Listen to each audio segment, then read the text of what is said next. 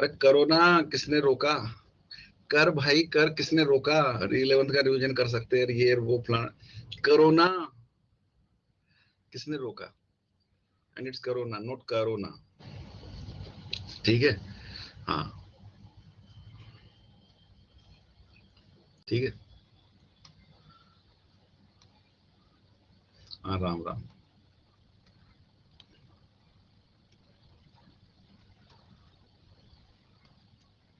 आ जाओ, अब मैंने बंद कर दिया भाई साहब। पिछली क्लास में हम एक बहुत ही महत्वपूर्ण बात कर रहे थे, और मैं आपको ये बता रहा था कि कैटलिस्ट क्या होते हैं और बायोकैटलिस्ट क्या होते हैं। कैटलिस्ट बायोकैटलिस्ट में क्या डिफरेंस है, क्या सिमिलरिटी है, ये भी मैंने आपको बताया कि प्रोटीन इज नेचर एस्टेब्लिश्ड की नॉर्थ ऑफ समनर ने पहला जो फिजिकली केमिकली आइसोलेटेड एंजाइम था वो यूरियस था।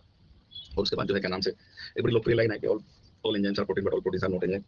फिर इसको थोड़ा मॉडिफाई किया गया क्योंकि ऐसे भी एंजाइम, और ये नाम याद रखिए, एग्जाम में प्रश्न आता है, ये दोनों जगह है, वहां भी है वहां भी है। मोलिकुलर बेसिस वाले में मैंने आपको बताया रेमिनिसेंट ऑफ एंटीग्विटी, टी6 जो साहब हैं, टी6 साहब थॉमस सेक, इन्होंने जो पहला रिवीजन किया था एलएनटी आरएनए, और वो कर रहा था सेल्फ स्प्लाइसिंग, ठीक है ना।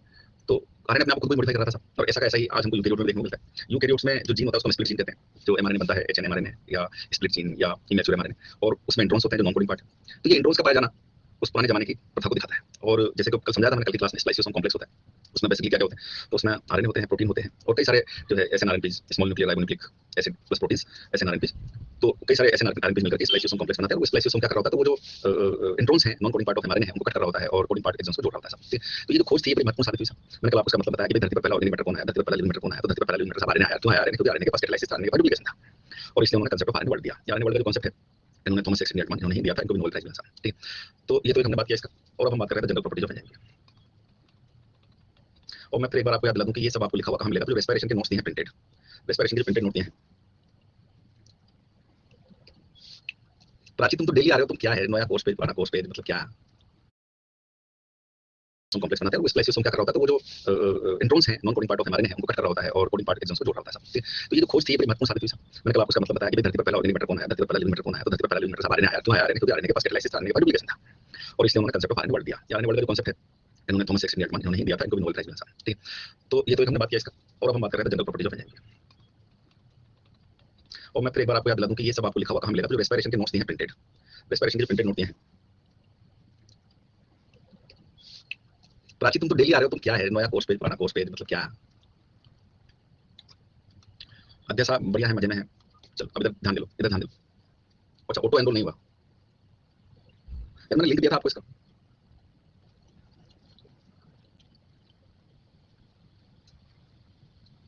अच्छा अब कोई नहीं, अब तो कर लिया ना, अब तो कर लिया ना आपने, ठीक है। और जो नहीं, जो जिन्होंने नहीं किया आप उनको इन्फॉर्मेशन देते हैं, ठीक है, मैं टेलीग्राम पे डाल दूंगा, जो बच्चे जिन्होंने नहीं किया तो वो कर लें। इसमें सबसे पहले आता है enzymes are large sized biomolecules, actually they are colloidal in nature, और इसलिए इनका होता है हाई मोलिकुलर वेट। देखो पहली बात तो इनका जो साइज होता है एंजाइम्स का वो किसके बराबर होता है, वो कोलोइडल का होता है। ये आप समझते हैं, फिजिक्स केमिस्ट्री पढ़ते हैं, सरफेस केमिस्ट्री पूछा था कि किसका होता है, तो लार्ज साइज होता है सस्पेंशन का। इन दोनों के बीच में होता है कोलोइड, और कोलोइड के बराबर साइज होना किसी बायोमोलिक्यूल का मायने रखता है। ये अपने आप में लार्ज साइज बन जाता है, और इसलिए हम कहते हैं सब enzymes are large size biomolecules. Enzyme क्या है, तो एंजाइम बड़े आकार के बायोमोलिक्यूल्स हैं, enzymes are large size biomolecules. ठीक, और इसलिए क्यों है, तो कोलोइडल नेचर है, इसलिए तो molecular weight highest molecular weight होता है किसका साहब, ये आपको काम आएगा एंजाइम, क्रेब्स साइकिल का एंजाइम है जिसका नाम है पायरुवेट डिहाइड्रोजनेज कॉम्प्लेक्स। क्या नाम है? Pyruvate dehydrogenase complex.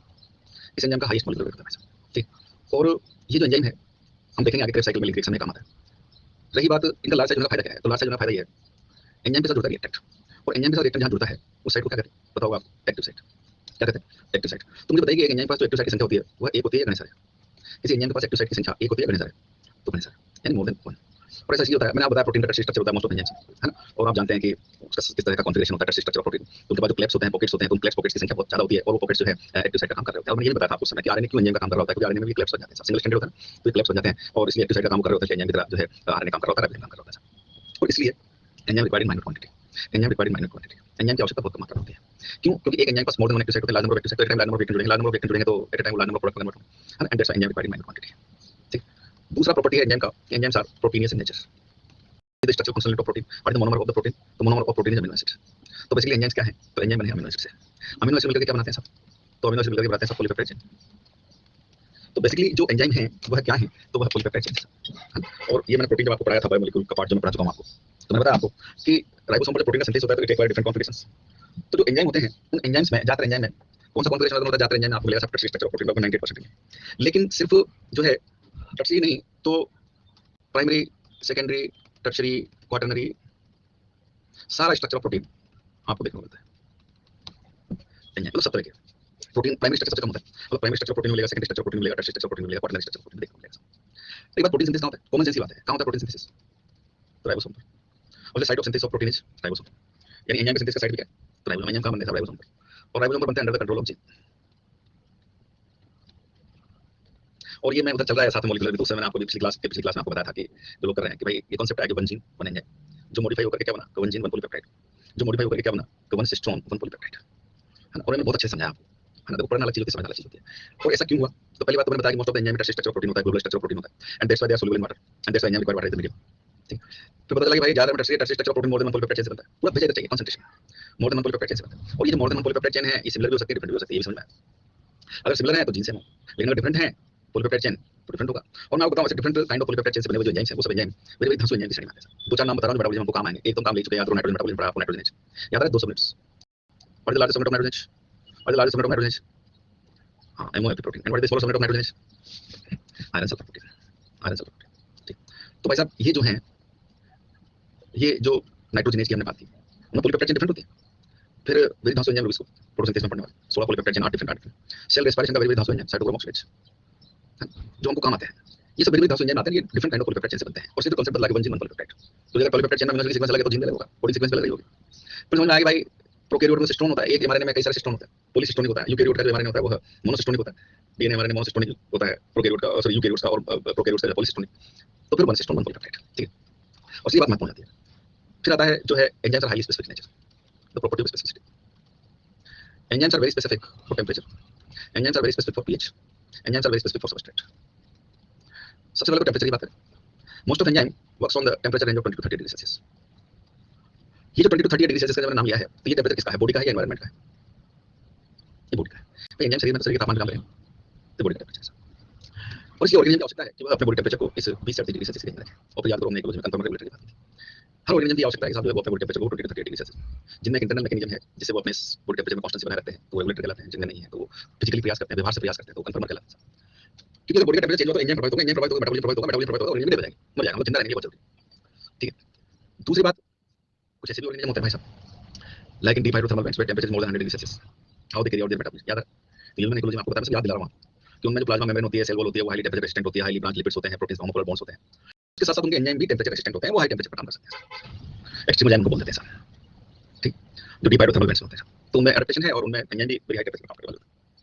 यहाँ टेंपरेचर में एक आता है, पहले तो अगर मैं टेंपरेचर और एंजाइम का रेट ऑफ रिएक्शन के बीच का ग्राफ बनाऊं तो वो कैसा आएगा, तो इस टाइप का आएगा।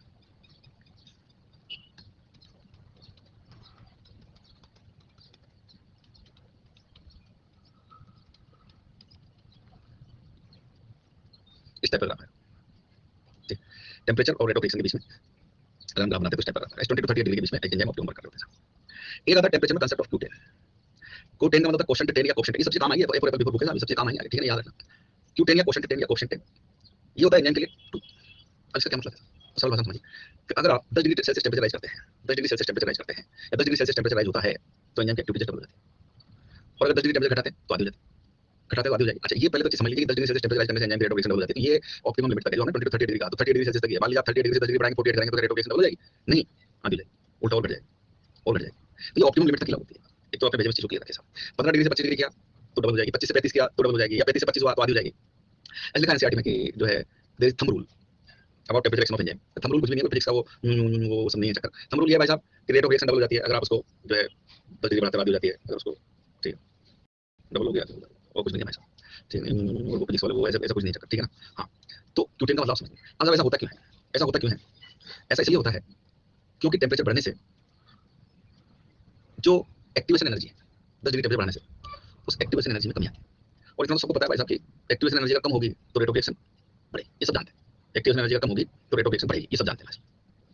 तो अभी तो सुन लो, मैं अभी समझा दूंगा इस बात को। अभी मैं एक्टिवेशन एनर्जी वाला पॉइंट पढ़ाऊंगा तो मैं आपको इस बात को समझा दूंगा, ठीक। तो अभी इतना समझिए कि एंजाइम इस थंब रूल को फॉलो करते हैं, 10 डिग्री टेंपरेचर बढ़ने पर रेट ऑफ रिएक्शन डबल हो जाती है, घटने पर। और ये केमिकल रिएक्शंस के लिए ही होता है ये चीज, केमिकल रिएक्शंस के लिए हम लोग जहां कैटलिस्ट पार्टिसिपेट कर रहे हैं, not only about enzyme, it's for all catalysts, ठीक है ना। चलिए वो फिर मैं समझा दूंगा आपको कि कैसे एक्टिव टेंपरेचर बढ़ने से कैसे एक्टिव एनर्जी घट जाती है और कैसे एक्टिव एनर्जी घट से एक्शन बढ़ के साथ, ठीक। तो ये बात हो गई साहब एंजाइम टेंपरेचर रिलेशनशिप। और इसलिए अगर टेंपरेचर हाई होगा तो एंजाइम अपनी फंक्शनल एक्टिविटी लॉस कर जाएंगे। हाई टेंपरेचर पर डीनेचुरेशन हो जाता है और डीनेचुरेशन से फंक्शनल और स्ट्रक्चरल दोनों ही प्रॉपर्टी लॉस होती है। आप जानते हैं प्रोटीन डीनेचर हो जाता है, उसका स्ट्रक्चर कॉन्फिगरेशन बदल जाता है, फंक्शनल प्रॉपर्टी बदल जाती है। तो हाई टेंपरेचर पर एंजाइम डालने, लो टेंपरेचर 20 डिग्री से कम तापमान शरीर का याद रखिए। तो ऑब्वियस बात है कि जो है लो टेंपरेचर पर भी एंजाइम अपनी फंक्शनल एक्टिविटी लॉस कर देते हैं, ठीक है। कुछ एंजाइम ऐसे भी होते हैं जो अगर शरीर के बाहर सीक्रेट हो रहे हैं तो शरीर के बाहर के तापमान पर काम करें। बताइए जरा वो कौन से एंजाइम है भाई जब शरीर के बाहर सीक्रेट हो रहे हैं, शरीर के बाहर के तापमान पर काम करें? शाबाश रविंद्र, बहुत बढ़िया बेटा। विशाल, ओ विशाल क्लास में है, तू चला गया, कोई बात टिकने के लिए धीरे धीरे चाहिए होता है वैसा, कोई बात फिर आ जाएगा बाद में, आ जाएगा। तो मैं ये कह रहा था कि वो कौन से एंजाइम है जो शरीर के बाहर के तापमान पर काम कर रहे होते हैं। तो बिल्कुल सही जवाब दिया आपने, पंजे बैक्टीरिया एंजाइम, डिकम्पोजिशन के एंजाइम, ठीक है ना। और आगे छोड़ो बेटा ध्यान दे, ध्यान है, इधर ध्यान दे बेटा, ये मजे ले रहा भाई हम अपन सोच रहे थे अपनी मजे ले रहे थे, ये अपनी मजे ले रहा था भाई। चलो चलिए बेटा ध्यान दे, इधर कंसंट्रेट करना और क्लास अटेंड कर सकता है, ठीक है। हमारी क्लास कहीं से भी अटेंड की जा सकती है, ठीक है। आ जाओ इधर, अब ध्यान दीजिए भाई साहब, बस हो गया इधर। मैं कहा था कि वो कौन से एंजाइम है तो डीनेचुरेशन सॉरी जो फंजाई बैक्टीरिया डिकम्पोजिशन कर रहे होते हैं, उनके एंजाइम शरीर के बाहर काम कर रहे होते हैं। इसलिए मैंने कहा था आपको याद करो कि डिकम्पोजिशन की जो प्रोसेस होता है, याद करो फ्रेगमेंटेशन, कैटाबोलिज्म, मिनरलाइजेशन, यूनिफिकेशन और लीचिंग। तो मैंने कहा सबसे क्रूशियल इवेंट कौन सा है? सबसे क्रूशियल इवेंट मेटाबॉलिज्म है। क्यों मेटाबॉलिज्म है? क्योंकि मैंने कहा जो ह्यूमस बनता है वो मेटाबॉलिज्म का प्रोडक्ट है और वो मैंने एंजाइम शरीर के बाहर काम करते हैं। और उससे याद करो dry and humid, dry environment होता है, रेगिस्तान में डिकम्पोजिशन रेट कम होती है, पहाड़ों पर अल्पाइन टुंड्रा में डिकम्पोजिशन रेट कम होती है, ठीक है ना। चलिए आगे इधर बात करते हैं pH. Most of enzyme works on the pH range of 6 to 8, ठीक है। लेकिन किसी स्पेसिफिक एंजाइम का नाम है enzyme highly specific for pH. पहले तो देखो एंजाइम स्पेसिफिक क्यों होते हैं पीएच के लिए। अभी तक आपको पढ़ाया था मैंने, ज्यूट्राइन होते हैं भाई साहब, है ना। ज्यूट्राइन होते हैं भाई साहब, न्यूट्रल होते हैं सब ज्यूट्राइन आइसोलेटेड पॉइंट पर। रही बात मैंने बताया आपको कि 2 एसिडिक है 3 बेसिक है, बाकी पता क्या न्यूट्रल है। 2 एसिडिक है ग्लूटामेट एस्पार्टेट, 3 बेसिक है अर्जिनिन स्टिरिन लाइसिन, और बाकी पता क्या न्यूट्रल है। तो यार भैया जो न्यूट्रल है तो उसका जो चार्ज है मीडियम के पीएच के साथ बैलेंस रहेगा नहीं रहेगा? तो उसका जो चार्ज है मीडियम के पीएच के साथ बैलेंस रहेगा नहीं रहेगा? और अगर मीडियम का पीएच चेंज हो गया तो उसका चार्ज चेंज हो जाएगा नहीं हो जाएगा? और अगर चार्ज चेंज हो जाएगा तो भाई साहब वो काम करना बंद कर देगा नहीं कर देगा? And that's why enzymes are highly specific for pH. वैसे भी एंजाइम होते हैं जो एसिडिक पीएच पर काम करते हैं, वेरिधांसु एंजाइम, डाइजेशन का एंजाइम पेप्सिन, हाँ, तो हाइड्रोलाइटिक एंजाइम्स ऑफ लाइसोसोम, याद आ रहा है कुछ? ये 2.5 पीएच पर काम करते हैं। हाइड्रोलाइजेज लाइसोसोम के जो एंजाइम होते हैं वो किस पीएच पर काम करते हैं भाई साहब? तो वो काम करते हैं सब 4 to 5 या 4.5, याद आ रहा है? हाँ, और वो कौन सा लाइसोसोम होता है? शाबाश मोहसिन, सेकंड लाइसोसोम, जब एक्टिव पीएच, बाकी तो प्राइमरी लाइसोसोम तो न्यूट्रल पीएच पर होता है। अल्कलाइन पीएच पर काम करने वाला डाइजेशन का एंजाइम ट्रिप्सिन 8.5, और फिर अपने काम आने वाला बहुत भयानक धांसू, अपने काम जाने वाला डाइजेशन अपने प्लांट में थोड़ी हो रहा है, ठीक है ना। रूबिस्को पीएच,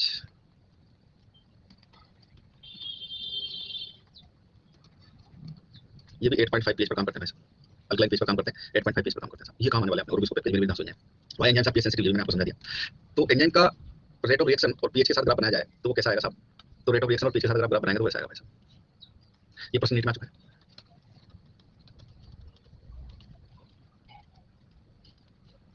इन जनरल बिना किसी एंजाइम का नाम लिए तो 6 से 8 पीएच, लेकिन अगर हम पेप्सिन की बात करें तो वैसा वैसा आएगा। अगर हम रूबिस्को पीएच की बात करें तो ऐसा आएगा। पेप्सिन की बात करें तो ऐसा आएगा। एसिड हाइड्रोलेज की बात करें लाइसोसोम के एंजाइम तो ऐसा आएगा। तो हर एंजाइम का जो पीएच होता है वो स्पेसिफिक होता है, एंजाइम पीएच के लिए सेंसिटिव होते हैं सब, ठीक है। और पीएच के लिए सेंसिटिव क्यों होते हैं तो ये मैंने आपको समझा दिया, क्योंकि ज्यादातर तो अमीनो एसिड न्यूट्रल होते हैं, तो मीडियम के साथ पीएच, और एसिडिक होंगे तो वो भी भाई साहब जो एसिडिक नेचर के मान लीजिए उनसे बना हुआ एंजाइम है जो एसिडिक अमीनो एसिड ज्यादा है या बेसिक, तो वो सब मीडियम के साथ बैलेंस होगा, मीडियम का पीएच चेंज होगा तो। और इसलिए याद करो एक बात मैंने बताई थी आपको, सेल पढ़ाया था तब, याद करो आपको याद आ रहा है कुछ? मैंने कहा जब यूकेरियोटिक सेल होती है उसमें कंपार्टमेंटलाइजेशन होता है, अलग अलग चैम्बर होते हैं, अलग अलग कंपार्टमेंट होते हैं। और मैंने कहा इन सब कंपार्टमेंट में अलग अलग पीएच मिलेगी भाई, साइटोप्लाज्म की पीएच अलग, माइटोकॉन्ड्रिया की मैट्रिक्स की पीएच अलग, पेरीमाइटोकॉन्ड्रियल स्पेस की पीएच अलग, क्लोरोप्लास्ट में थाइलाकोइड ल्यूमेन की पीएच अलग, स्ट्रोमा की पीएच अलग, सब पूरा जबरदस्त जो है कंपार्टमेंटलाइजेशन है। और ऑर्गेनिज्म में अलग अलग आपको पीएच लाइसोसोम का मैंने इतना बड़ा उदाहरण से समझाया था आपको, लाइसोसोम मैंने सारा खेल पीएच का है, ठीक है ना। और ये पॉइंट याद रखिए कि ये रिक्वायरमेंट के अनुसार पीएच बदलती है साहब, और इस पीएच को बदलने में बहुत बड़ी भूमिका जो है एनर्जी की होती है, एटीपी एंजाइम की होती है, वो मैं आपको समझाऊंगा बाद में। अभी याद रखिए यूकेरियोटिक सेल में अलग चैम्बर की पीएच अलग होती है साहब, ठीक है ना। Now enzymes are highly specific for substrate. तो एंजाइम्स सबस्ट्रेट के लिए स्पेसिफिक क्यों होते हैं भाई साहब? तो सामान्यतः ये सोचते हैं कि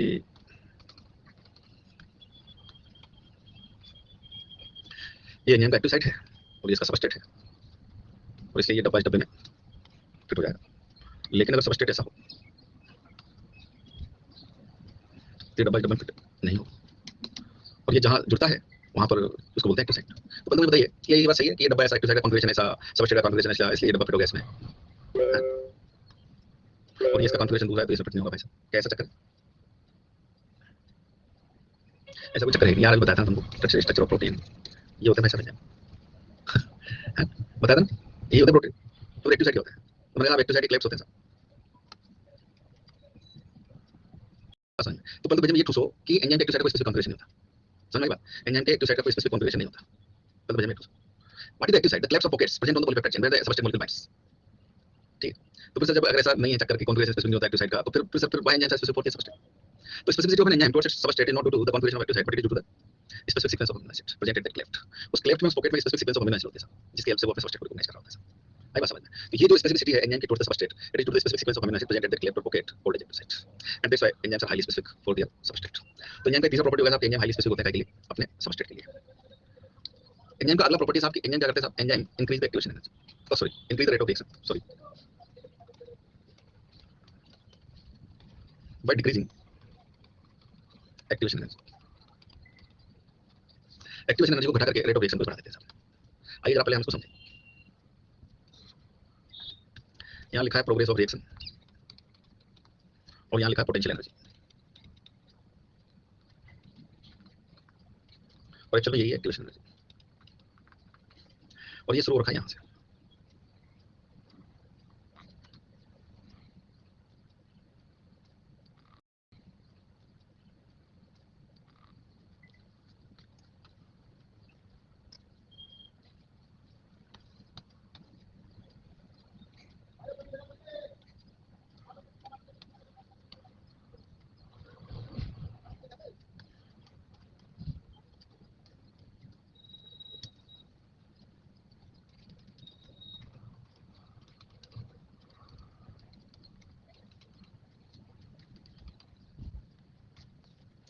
और इधर देखिए साहब, पहले तो मैं एक्टिवेशन एनर्जी समझिए। What is activation energy? कोई बताएगा what is activation energy? What is activation energy? कोई समझाएगा मुझे? अरे बताओ यार, जवाब दो।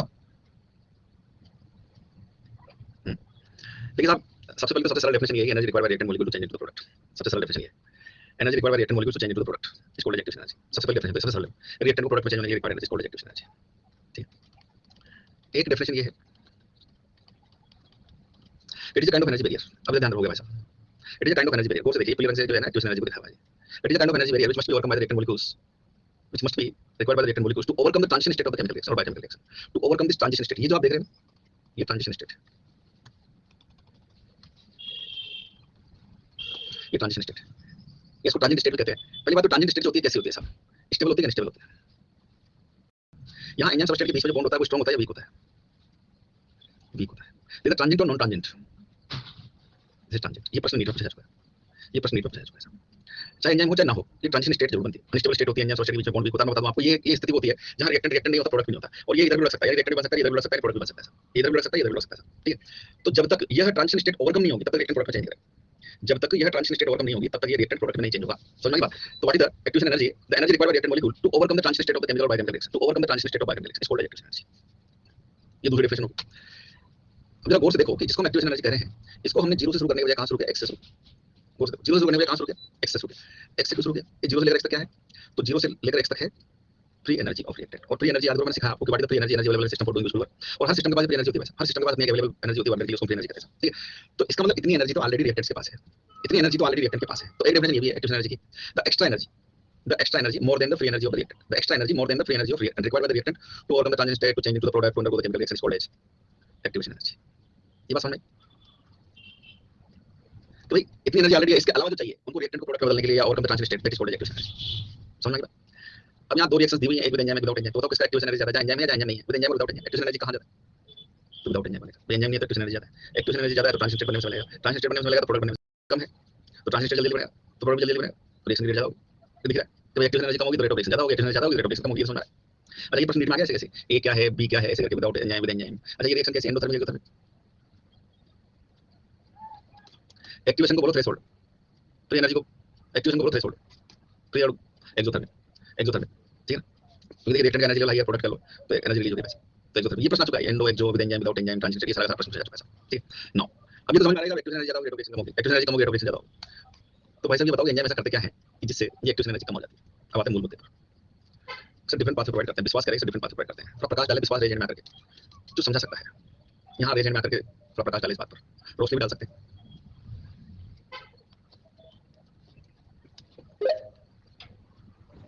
Hello sir. हेलो। हाँ बताइए हर्ष। सर एंजाइम कोलिजन फ्रीक्वेंसी को बढ़ा देता है। अच्छा उससे क्या होता है? इसलिए उसका मतलब एक्टिवेशन एनर्जी बढ़ जाता है। क्या कर जाता है? एक्टिवेशन एनर्जी कोलिजन फ्रीक्वेंसी बढ़ाने से एक्टिवेशन एनर्जी कैसे बढ़ जाता है? ये ओरिएंटेशन दे देता है उसको, जो उसका रिएक्टेंट है। तो उससे कैसे कैसे एक्टिव एनर्जी घट जाता है? सरफेस प्रोवाइड करता है ना सर, अटैच तो उससे करके। कैसे एक्टिव एनर्जी घट जाएगा? जैसे पहले रिएक्टेंट अगर बिना एंजाइम का, तो उसको प्रोटोकॉल पास नहीं होगा रिएक्शन को बढ़ाने के लिए, तो एंजाइम अपने सरफेस पे उसको अटैच करके उसको चलिए कोई बात नहीं। हाँ भाई साहब, हेलो। हेलो। हाँ बोलो। जो पहले स्टेट एंजाइम के बिना बन रही थी वो ज्यादा अनस्टेबल थी, तो एंजाइम ने सबस्ट्रेट के साथ मिलकर उससे थोड़ी ज्यादा स्टेबल ट्रांजिशन स्टेट दे दी, जिससे भाई एनर्जी गलत जवाब है आपका।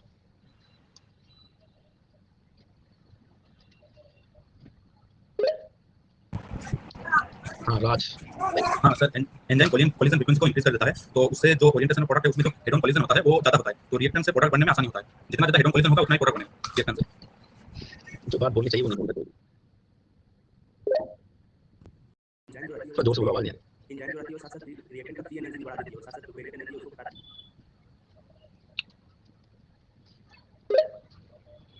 चलिए हाँ नमस्ते बोलो। सर एंजाइम जो होता है वो ओरिएंटेशन बढ़ा देता है, जिससे कि इफेक्टिव कोलिजन्स बढ़ जाते हैं, और वो जो वो सब बोल रहे हैं, उससे क्या होता है इफेक्टिव? नहीं सर, इफेक्टिव कोलिजन्स बढ़ जाते हैं तो वो प्रोडक्ट में चेंज होने की जो कोलिजन चाहिए होते हैं वो बढ़ जाते हैं, जिससे कि प्रोडक्ट में चेंज हो जाता है, सॉरी रिएक्टिव प्रोडक्ट में चेंज आता है। सर शब्द इधर उधर झूठे हैं। देखो ये अनिल की आवाज देखो, इसके मैसेज देखो, मतलब आवाज देखो, मैसेज देखो, मतलब कितना मतलब लगता नहीं इसकी आवाज से कि ये जो इस तरह की मैसेज करता है। हाँ जागृति बोलिए। सर कॉलिजन बढ़ जाते हैं तो उससे क्या होता है, कॉलिजन बढ़ जाते हैं तो उससे एंट्रोपी होती है वो इंक्रीज हो जाती है, तो ओवरऑल टी डे लेस बढ़ जाता है, तो स्पॉन्टेनिटी बढ़ जाती है सर। चलिए लास्ट है ये आकृति, और अब अगर मैं प्राची आपसे अब नहीं पूछूंगा, इनसे लास्ट है। हाँ आकृति बोलिए। हाँ सर नमस्ते सर। एंजाइम टेम्परेचर प्रोवाइड करवाता है जिससे फ्री एनर्जी बढ़ क्या जाती प्रोवाइड है। करता है? टेम्परेचर एंजाइम टेम्परेचर प्रोवाइड करता है। अरे बोलो क्या एंजाइम टेम्परेचर प्रोवाइड करता है? चलिए कोई बात नहीं, ये प्राची ने मानेगी। बता भाई प्राची बता दे। हेलो। हाँ बताओ। जोर से आवाज नहीं आ रही, जल्दी जोर से। एंजाइम सबस्ट्रेट से बाइंड करेगा तो एंजाइम सबस्ट्रेट कॉम्प्लेक्स बनाएगा, तो उससे क्या होगा, सबस्ट्रेट बाइंड करेगा तो उसके बॉन्ड जो है ना वो वीक हो जाएंगे, तो उससे क्या होगा कि जब उसकी बॉन्ड वीक हो जाएंगे तो उतनी एनर्जी पहले चाहिए थी उतनी नहीं चाहिए उसे, अब तो कम एक्टिवेशन एनर्जी चाहिए। गलत जवाब। चलो हो गया, अब कोई नहीं आएगा, मैं बता रहा हूँ भैया। एक लाइन जो छोटी सी, इसका मतलब है ना, मतलब नहीं करना चाहिए मुझे, लेकिन आप लोग है ना ध्यान नहीं देते। और अभी एक भाई साहब ने शुरू में कहा था कि अल्टरनेटिव पाथवे प्रोवाइड करते हैं, आप वो बात बताई नहीं, कोई अल्टरनेटिव पाथवे, ये आपको सबको पता है, ये बता दूंगा आपको, क्योंकि जो केमिस्ट्री में आप केमिकल काइनेटिक्स पढ़ते हैं तो वही चीज यहाँ है, ठीक है। लेकिन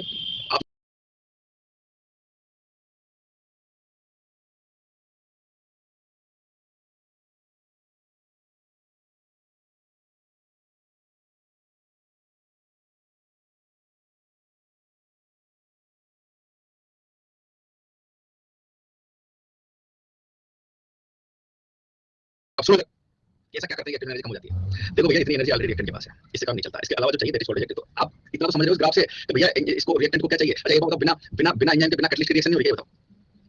बिना रिएक्टर बिना बिना कैटलिस्ट की रिएक्शन हो रही है, पहले बताओ। हो रही है नहीं, बिना कैटलिस्ट की तो रिएक्शन हो रही है। अब आपने कहा कि भाई what is active energy, enzyme की एनर्जी अतिरिक्त जो उसको एनर्जी चाहिए, ये एनर्जी कहां से मिलेगी? कोई नहीं बोल रहा है। अच्छा मैं एक मिनट रिफ्रेश कर लेता हूं, आवाज थोड़ी सी गड़बड़ हो गई। अब ठीक हो गया आवाज, ठीक है। तो भाई साहब इधर आ जाओ, इधर आ जाओ, कंसंट्रेट कर, ध्यान से मेरी बात को सुने। तो भाई एक्स्ट्रा एनर्जी चाहिए ना, तो कहां से मिलेगी? तो वो एक्स्ट्रा एनर्जी उसको मिलती है इफेक्टिव कोलिजन से। भाई साहब एंजाइम क्या करते हैं, एंजाइम ओरिएंटेशन प्रोवाइड करता है, क्योंकि एंजाइम सबस्ट्रेट की स्पेसिफिसिटी है। तो आप मान लीजिए रिएक्शन में इसमें रिएक्टेंट मॉलिक्यूल है, ऐसा नहीं है कि बिना कैटलिस्ट की रिएक्शन नहीं होती। रिएक्टेंट मॉलिक्यूल आते हैं एक दूसरे से टकराते हैं, लेकिन बहुत स्लो। जब आप कैटलिस्ट डालते हैं तो कैटलिस्ट क्या करता है, कैटलिस्ट जो है ओरिएंटेशन देता है, यानी वो रिएक्टेंट मॉलिक्यूल्स कैटलिस्ट की तरफ मूव करते हैं। तो जो बिखरे हुए थे वो एक तरफ आएंगे, कंसंट्रेट करेंगे। तो जब वो सारे एक तरफ आएंगे तो आपस में एक दूसरे से टकराएंगे, तो कोलिजन फ्रीक्वेंसी बढ़ेगी, कोलिजन फ्रीक्वेंसी बढ़ेगी तो कोलाइड होने से काइनेटिक एनर्जी रिलीज होगी।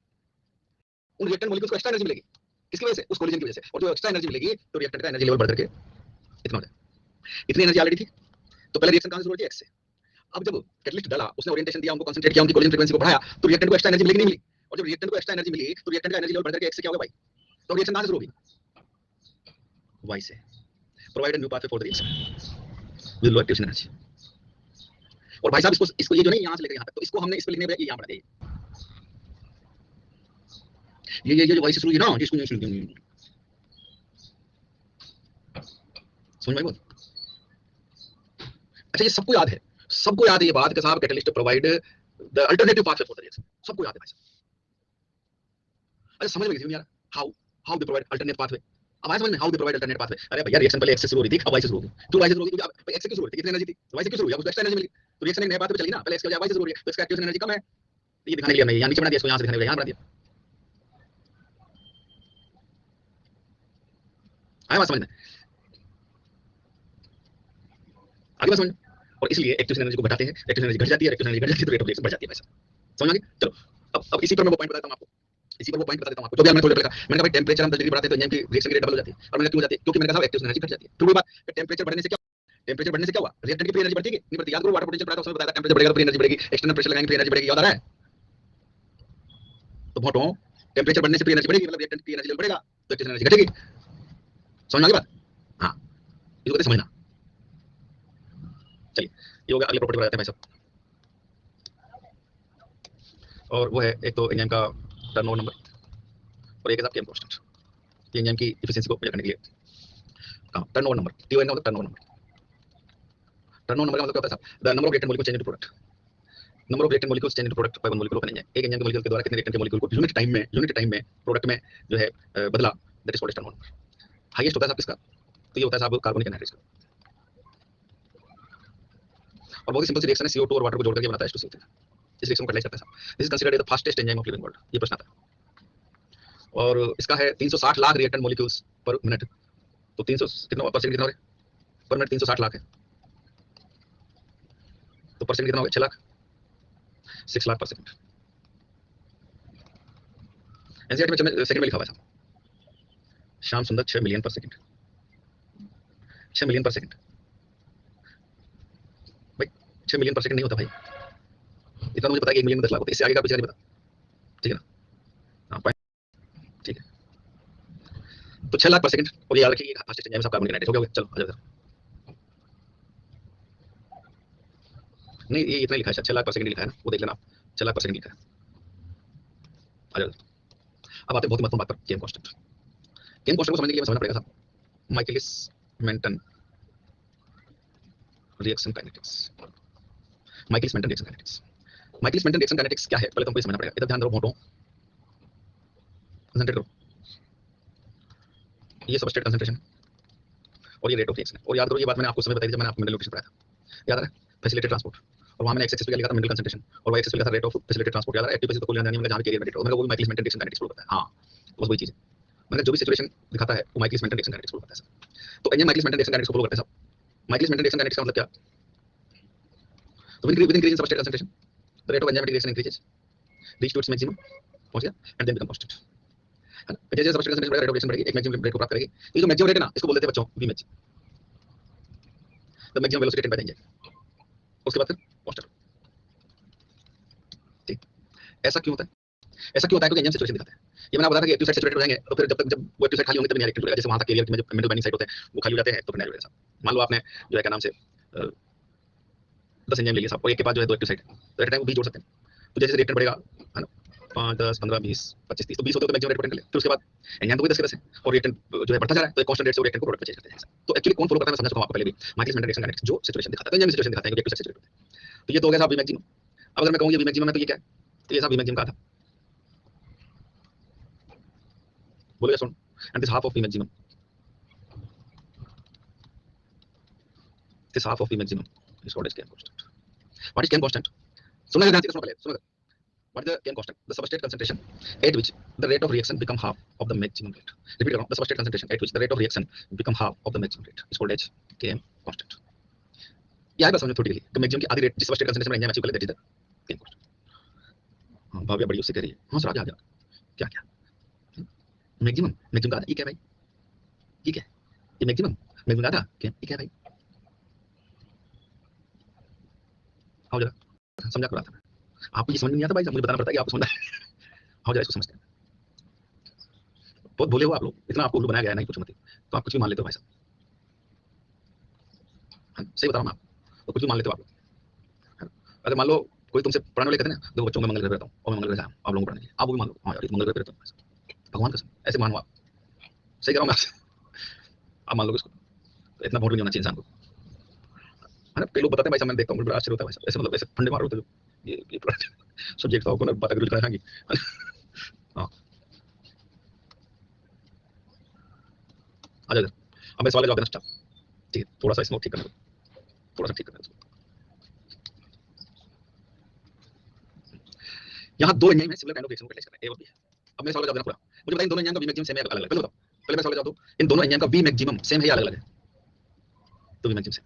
भाई यहाँ लिखो, यहाँ लिखो, यहाँ लिखो, एक ही बात है ना, बी मैक्सिमम तो यही इसी को तो इस एक्सिस पे देखोगे ना, तो यही तो सेम। अब मुझे बताओ इन दोनों का केएम कांस्टेंट सेम है या अलग-अलग है? इन दोनों का केएम कांस्टेंट सेम है या अलग-अलग है? मुझे बताओ किसका केएम कांस्टेंट ज्यादा है, ए का या बी का? किसका केएम कांस्टेंट ज्यादा है, ए का या बी का? बी का। और जिनको ए लग रहा है जैसे दीपक सोनी जी, तो भाई साहब मैं फिर एक बार केम कांस्टेंट की डेफिनेशन दे दूं कि what is the came constant the substrate concentration at which the rate of enzyme reaction become half of the maximum rate. तो भैया दोनों का केम कांस्टेंट सेम है कि अलग अलग अलग किसका ज्यादा बी का ज्यादा। तो अगर मैं आपसे पूछूं कि इनमें से कौन सा एंजाइम है भाई साहब जो कम सबस्ट्रेट कंसंट्रेशन पर ही अपनी मैक्सिमम गैस रेट को अटेन कर रहा है, अगर वो कौन सा एंजाइम है जो ज्यादा सबस्ट्रेट होने पर अपनी मैक्सिमम गैस रेट को अटेन कर रहा है, तो मुझे बताओ वो कौन सा एंजाइम है जो रिएक्टर को तेजी से जोड़ रहा है, जिसका केम कांस्टेंट, तो वो कौन सा एंजाइम है जो रिएक्टर को तेजी से जोड़ रहा है, जिसका केम कांस्टेंट। तो मुझे बताओ कि वो एंजाइम कौन सा जिसका अपने सबस्ट्रेट के लिए एफिनिटी ज्यादा है,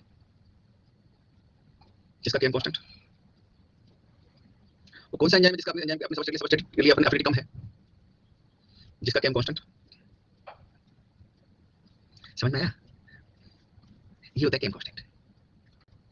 ये केम कांस्टेंट पढ़ने का मतलब क्या है? केम कांस्टेंट क्या दिखाता है? अरे भैया केम कांस्टेंट दिखाता है एंजाइम की एफिशिएंसी, केम कांस्टेंट दिखाता है एंजाइम के सबस्ट्रेट कंसंट्रेशन के साथ rate of reaction, came constant दिखाता है एंजाइम की एफिनिटी टुवर्ड द सबस्ट्रेट। अगर एंजाइम की केम कांस्टेंट लो है इसका उसकी affinity toward the substrate come substrate पर ही मैक्सिमम रेट को अटेन कर रहा है ना, जिसका एफिनिटी ज्यादा है तेजी से रिएक्टर को जोड़ रहा है, तेजी से रिएक्टर को प्रोडक्ट हो रहा है। और अगर केम कांस्टेंट कम है इसका ज्यादा सबस्ट्रेट होने पर वो अपनी मैक्सिमम रेट को अटेन कर रहा है, धीरे-धीरे रिएक्टर को जोड़ रहा है, इसका उसकी सबस्ट्रेट के लिए रिएक्टर की एफिनिटी कम है। एप्लीकेशन जो हम बाद में चर्चा करेंगे एनिमेशन के साथ, ठीक है ना? आगे समझ में भव्या, आगे समझ में।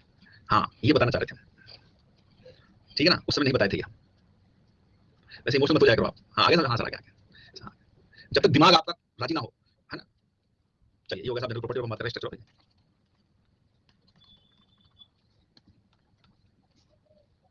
बेसिकली एंजाइम दो तरह के होते हैं भाई साहब, एक तो होते हैं सब सिंपल एंजाइम, एक होता है सब कन्जुगेटेड एंजाइम।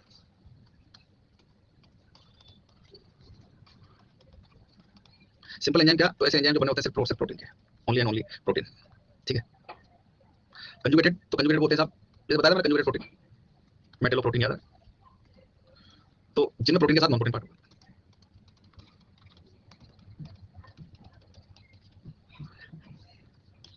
अजय ज्यादा लवली लवली मत कर बेटा, हाँ? और मेरे बहाने पता नहीं किसको बोल रहा है ना? और सच बता जिंदगी में बोला नहीं हमसे, ऐसे कोई बस ऐसे बोलता रहता है क्लास में, ठीक है ना? सच कह रहे हैं, शक होता है हमको कोई ऐसा बोलता है शक होता है ये उल्लू बनाने की कोशिश कर रहा है जब चीजों में से आपको बहुत होता है और किसी को शंका की दृष्टि से देख रहे होते हैं अरे भाई मजाक कर रहे हैं यार, ठीक है? इमोशनल मत हो यार, ठीक है? हाँ पर ये मजाक नहीं है, सच है। चलो आ जाओ। अब कंसंट्रेट कीजिए, प्रोटीन पार्ट को कहते हैं साहब क्या? एपोएंजाइम। जो कंजुगेटेड एंजाइम होता है उसका प्रोटीन पार्ट होता है उसको एपोएंजाइम, और जो नॉन प्रोटीन पार्ट होता है उसको कहते हैं क्या? कोफैक्टर। तो भाई मैं पूछता हूं कि the protein part of conjugated enzyme is called apoenzyme and the non protein part is called cofactor. No, अब प्रोटीन पार्ट है, तो ये जो नॉन प्रोटीन पार्ट ये वेरिएबल होता है भाई साहब। ये तीन तरह का हो सकता है। तीन तरह का कौन सा? इट में बी को एंजाइम, इट में बी मेटालाइन, इट में बी प्रोस्थेटिक ग्रुप। तो सबसे पहले तो भाई साहब एक आप रेफरेंस समझ लीजिए 2000 नीट 2020 का क्वेश्चन, इसका आंसर कोचिंग वालों ने गलत दिया, नीट का आंसर कुछ और है ना। और तो मैंने कहा था ये मैं वो अभी क्वेश्चन में डिस्कस करूंगा, लेकिन अभी पहले इस बात को समझिए आप, ठीक है? इस बात को समझिए आप। समझिए ये है भाई साहब कि पहली बात जो नॉन प्रोटीन पार्ट होता है उसको कोफैक्टर कहते हैं। और सुनना कान खोल करके, एनी कोफैक्टर, कान खोल के सुनो आप। और मैंने प्रोटीन पार्ट उसमें भी आपको बताया था, याद करो कंजुगेटेड जब हम प्रोटीन की बात कर रहे थे तो मैंने कहा जो नॉन प्रोटीन पार्ट होता है उसको प्रोस्थेटिक ग्रुप कहते हैं। किस नॉन प्रोटीन पार्ट को प्रोस्थेटिक ग्रुप कहते हैं? जो टाइटली अटैच्ड हो। ये ठूस लो आप इसे, किस नॉन प्रोटीन पार्ट को प्रोस्थेटिक ग्रुप कहते हैं? जो टाइटली अटैच्ड हो, ठीक है? तो कोएंजाइम नॉन प्रोटीन पार्ट है। इसकी नेचर कैसा? तो इसका नेचर होता है भाई साहब ऑर्गेनिक। अब आपने कहा ऑर्गेनिक नेचर तो तय है कि अदर देन प्रोटीन होगा, ठीक? अदर देन प्रोटीन होगा, नेचर कैसा? ऑर्गेनिक, अटैचमेंट कैसा? लूजली, ठीक? और खास बात है कि ये डेरिवेटिव होते हैं किसके? तो ये डेरिवेटिव्स होते हैं विटामिन के। एग्जांपल मैं आपको बताऊं, बहुत भयानक तरीके से हमको काम आने वाले NAD, NADP, FAD कोएंजाइम है, निकोटीना अमाइड एडेनिन डाइन्यूक्लियोटाइड, पता है? Nicotinamide adenine dinucleotide phosphate, क्लेविड एडेनिन डाइन्यूक्लियोटाइड, ये सब न्यूक्लियोटाइड। और भाई साहब ये दोनों किस विटामिन से बनते हैं? नियासिन। ये इसको क्या बोलते हैं नियासिन को? कौन सा विटामिन? B3, पक्का? मुझे नहीं पता, पक्का B3? चलो B3, नियासिन या B3 कोएंजाइम में ये बनता है सब पेंटोथेनिक एसिड से।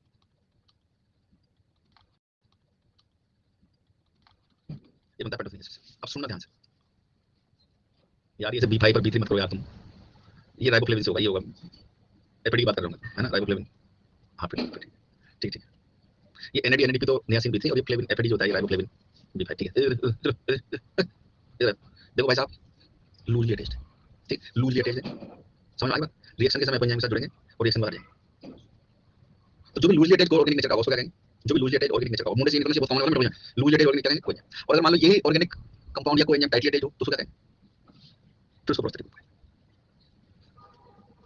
आगे बात सुन, अगर ऑर्गेनिक नेचर का लूजली अटैच्ड है तो कोएंजाइम है, और ऑर्गेनिक नेचर का कोएंजाइम है लेकिन टाइटली अटैच्ड है तो प्रोस्थेटिक ग्रुप। बस ये बताना मुझे, मेटालाइन तो नेचर कैसे इनऑर्गेनिक, और ऑब्वियस बात उनको आप प्रोस्थेटिक ग्रुप नहीं करें, इसका मतलब लूजली अटैच्ड। याद रहा कार्बोनिक एनाइड्रेज, कार्बोक्सीपेप्टाइडेज, जिंक होता है, अल्कोहल डिहाइड्रोजनेज, तीनों में याद हो बायोमोलिक्यूल में पढ़ा दिया मैंने आपको ये। कार्बोनिक एनाइड्रेज, कार्बोक्सीपेप्टाइडेज और अल्कोहल डिहाइड्रोजनेज, इन तीनों में जिंक होता है, रुबिस्को पेप्टाइड में मैग्नीशियम होता है, मिनरल में भी ये चीज आती है। और फिर आगे मैं बताता रहूंगा, जितना मतलब आपको याद करने की जरूरत नहीं, इस टाइप से आगे आ जाएगा सब, ठीक है ना, वो मैं बताऊंगा। प्रोस्टेटिक ग्रुप नेचर में भी ऑर्गेनिक और इनऑर्गेनिक अटैचमेंट कैसा टाइटली, तो उसको कहते हैं वैसा प्रोस्टेटिक। तो कोएंजाइम या मेटल आयन अगर टाइटली अटैच है ना, तो फिर उसको कहते हैं प्रोस्टेटिक ग्रुप। ये बात समझ में आई? जैसे हीमोग्लोबिन में आयरन, साइटोक्रोम्स में आयरन, ये परमानेंटली अटैच होता है। आयरन आयरन की बात करें भाई, आतिश अभी तो चार मतलब हीमोग्लोबिन आयरन की बात करें, मेटल आयरन की बात करें, ठीक है। तो प्रोस्टेटिक ग्रुप, अब सुनना ध्यान से मेरी बात, अब सुनना ध्यान से मेरी बात। जब किसी कंजुगेटेड एंजाइम का प्रोटीन पार्ट और नॉन प्रोटीन पार्ट जुड़ जाते हैं, कंजुगेटेड एंजाइम का प्रोटीन पार्ट और नॉन प्रोटीन पार्ट जुड़ जाते हैं, तो उसको कहते हैं होलो एंजाइम। क्या कहते हैं? Holo enzyme. किसी कंजुगेटेड एंजाइम का प्रोटीन नॉन प्रोटीन पार्ट जुड़ गया तो उसको कहते हैं होलो एंजाइम। तो यार होलो एंजाइम में कंजुगेटेड एंजाइम के अंतर, होलो एंजाइम में कंजुगेटेड एंजाइम के अंतर बताइए की बात हो। तो holoenzyme protein plus non protein part, conjugated protein plus non protein, तो is there any difference between conjugated enzyme and holoenzyme? क्या डिफरेंस है? हाँ शाबाश, holoenzyme is functionally active conjugated enzyme. जब आप कंजुगेटेड एंजाइम कहते हैं it में फंक्शनली एक्टिव, इट में फंक्शनली एक्टिव, यानी कंजुगेटेड एंजाइम ने कहा तो आप ऐसे एंजाइम का जिक्र करें प्रोटीन नॉन प्रोटीन पार्ट है वो जुड़े हो सकते हैं, अलग अलग हो सकते हैं, लेकिन आपने होलो एंजाइम कर दिया तो सिर्फ अंडरस्टूड है कि protein part non protein part, यानी कि किसी कंजुगेटेड एंजाइम का protein part and non protein part दोनों काम करते हैं लारा लारा, न कि नारा नारा। आगे बात समझ, किसी भी कंजुगेटेड एंजाइम का प्रोटीन पार्ट और नॉन प्रोटीन पार्ट दोनों काम करते हैं लारा लारा, न कि नारा नारा, यानी कि अलग अलग साथ साथ काम करते हैं। और इसलिए फंक्शनली एक्टिव कंजुगेटेड एंजाइम का बनेगा जब प्रोटीन पार्ट अकेला कोएंजाइम किसी काम करेंगे, अकेला कोफैक्टर इसमें भी कोएंजाइम मेटल किसी काम करेंगे। दूसरी बात, और मैं बताऊं आपको बच्चों, ये छोटी सी बात जनता को तो समझ में नहीं आती, और अगर समझ में आती है तो अप्लाई नहीं कर पाते। पूरा फोटोसिंथेसिस और सेल रेस्पिरेशन चैप्टर का ऐसे कैसे जो किया हुआ है ना जनता ने, पूरा फोटोसिंथेसिस सेल रेस्पिरेशन का जो गोबर किया हुआ है ना भाई साहब, इतना सारा वाला पूछो मत। उसका कारण ये छोटी सी बात है कि जनता को ये बात समझ में या तो आती नहीं, और अगर आती है तो इसका मतलब नहीं पता, इसलिए उसको अप्लाई नहीं कर पाते। पूरा फोटोसिंथेसिस और सेल रेस्पिरेशन चैप्टर जो बिगड़ा हुआ है उसका सबसे बड़ा कारण ये है, और मैं आपको समझाऊंगा कि कैसे बिगड़ा हुआ है। पर मुंडे से ये निकलना चाहिए आज के बाद जो भी सिखाया। एक और छोटी सी बात ले लीजिए कि किसी कंजुगेटेड एंजाइम में एक से ज्यादा भी हो सकते हैं, किसी कंजुगेटेड एंजाइम में कोएंजाइम एक भी हो सकता है, ज्यादा भी हो सकता है, मेटल आयन एक भी हो सकता है, एक से ज्यादा भी हो सकता है, प्रोस्टेटिक ग्रुप एक भी हो सकता है, एक से ज्यादा भी हो सकता है। इवन ऐसे भी कंजुगेटेड एंजाइम मिलेंगे जिसमें कोएंजाइम प्लस मेटल आयन दोनों मिलेंगे, ऐसे भी कंजुगेटेड एंजाइम मिलेंगे जिनमें coenzyme plus metal ion plus prostatic group तीनों मिलेंगे। इवन ऐसे भी एंजाइम मिलेंगे जिसमें एक से ज्यादा कोएंजाइम, एक से ज्यादा मेटल आयन और प्रोस्टेटिक ग्रुप, सब तरह के एंजाइम होते हैं। मतलब सिर्फ कंजुगेट सिर्फ कोएंजाइम वाला मिलेगा, सिर्फ मेटल आयन वाला मिलेगा, सिर्फ प्रोस्टेटिक वाला मिलेगा, कोएंजाइम प्लस मेटल आयन वाला मिलेगा, coenzyme plus metal ion plus prostatic वाला मिलेगा, मोर देन वन कोएंजाइम प्लस मोर than one metal ion plus prostatic मिलेगा, सब तरह के एंजाइम होते हैं। ये बात समझ में? Holoenzyme functionally active conjugated enzyme, when the protein and non protein part bind together then it is called holoenzyme. ठीक है, रही बात अगर आपने कहा कंजुगेटेड तो इट में भी फंक्शनली एक्टिव, फंक्शनली इनएक्टिव। फेंको क्वेश्चन नीट 20 का, फेंको जल्दी से, किसी बात पे फेंको जल्दी से। नीट 20 का, नहीं 20, हां जल्दी फेंको। 20 का था, 20 का 19 का, 19 का था, 19 का, 20 का था, 19 का, 19 का, 19 का था। साफ सुथरा फेंकना, सीधा फेंकना, टेढ़ा मेढ़ा करके फेंक दो। सब दूसरे को कह रहे हैं, कोई मेरे पास नहीं है इसलिए। ये देखो भाई, सब दूसरों को कह रहे हैं नालायक, कोई नहीं भेजा। और अब इनको गोभी और आलू और टमाटर मोमोज चाउ म्याऊ ये तो अभी लाइन लग जाती है। चलो आ गया मतलब आ गया। चलो पहले तो सवाल का जवाब दो भाई साहब, इस सवाल का जवाब दो।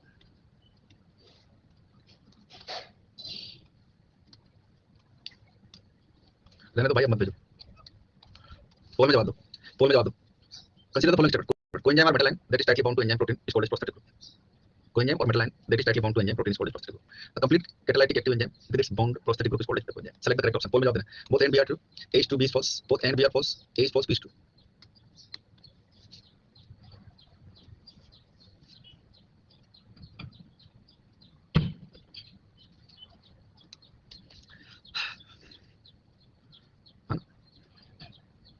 भाई साहब मैंने कहा था कि जो है इसका आंसर आप गलत दे रहे हो, और वही हुआ नीट में, आंसर इसका ये था जो मैंने बताया। और इनके आप जाओगे कोचिंग के मॉड्यूल में तो आपको इसका आंसर ये, जबकि नीट की आंसर क्या था।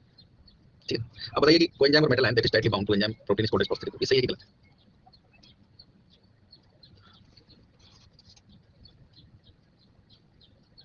मैंने क्या बोला अभी आपको, इट में भी ऑर्गेनिक, इसमें भी नॉन ऑर्गेनिक है तो कोएंजाइम, इनऑर्गेनिक है तो मेटल आयन। अगर टाइटली बाउंडेड है तो क्या कहेंगे? प्रोस्टेटिक ग्रुप में कोएंजाइम में अंतर क्या होता है, ये अंतर होता है। अब एक्चुअली प्रॉब्लम क्या है बच्चा कि एनसीईआरटी समझ में थोड़ी आती है, वही बात, एनसीईआरटी को समझना काम नहीं है बच्चों का, तेल निकल जाता है चिच्चों का।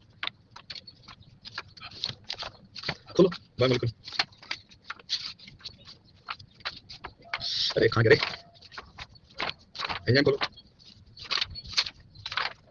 पेज नंबर खोलो 159।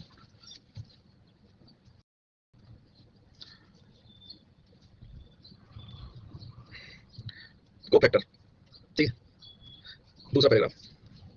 Prosthetic groups are organic compound, prosthetic groups are organic compound and are distinguished from cofactor in that they are tightly bounded। भैया भेज दे, एनसीईआरटी लैंग्वेज।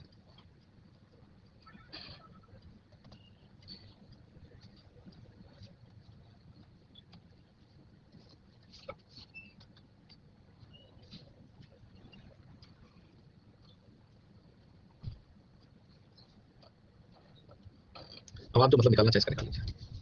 अगर ऑर्गेनिक है टाइटली बाउंड तो प्रोस्थेटिक ग्रुप है, इनऑर्गेनिक है tightly bound तो prosthetic group है। Prosthetic group are organic compound data distinguish from other cofactors. Other cofactors मतलब मेटल आयन कोवेलेंट है। तो प्रोस्थेटिक ग्रुप अदर कोफैक्टर से डिफर करता है किसमें, कि टाइटली। तो अगर कोई ऑर्गेनिक वाला है जो टाइटली बाउंड है तो उसको क्या कहेंगे, प्रोस्थेटिक ग्रुप कहेंगे कि नहीं कहेंगे। मेटल आयन जो टाइटली बाउंड है उसे प्रोस्थेटिक ग्रुप कहेंगे कि नहीं कहेंगे। तो अगर कोई एंजाइम टाइटली बाउंडेड है तो उसको प्रोस्थेटिक ग्रुप कहेंगे कि नहीं कहेंगे। या मेटल आयन है जो टाइटली बाउंड है तो उसे प्रोस्थेटिक ग्रुप कहेंगे कि नहीं कहेंगे। बेटा रटने में और समझने में यही अंतर है। या ये अभी आज जितना भी पढ़ा है तुमने कभी दिमाग लगाया था, तुम दिमाग लगाया इतना कभी, ठीक है ना। और ये तो वैसे गलत है कि completely catalytic active enzyme with bound prosthetic group is called as. इस पे एंजाइम नहीं कहेंगे, क्या कहेंगे, इसको होल एंजाइम कहेंगे। तब सही होता है, ठीक है। आगे बात समझ। और देखो रटिए मत। और ये फंडामेंटल कंसेप्ट में काम आने वाला है, बहुत भयंकर।